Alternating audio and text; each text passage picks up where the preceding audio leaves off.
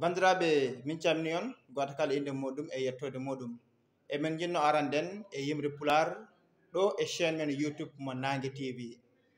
o wi ko joɓari duɗal ɗaɓɓowo gandal yawata jangowo e janguinowo gamata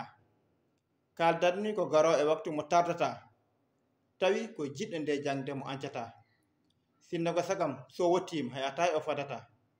ndena kuuɗe duɗal tawi hay gotol a yaɓata jaɓɓo kuuɗe duɗal hay so jangi o famata ko ina hebbina kayeji bonna bikuji taw ɗum nafata ustuta haala hebbina nedi hay digga bonnata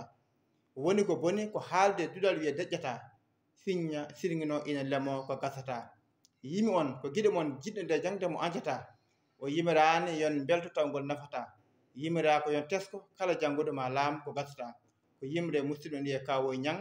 e sawtol Amadou Samba Lo Nangue ñon ɓuɓri yontaɓe ɗo e chaine men YouTube mo Nangue TV hoto jejjite wadde abonné e partagé e wadde like e dendagal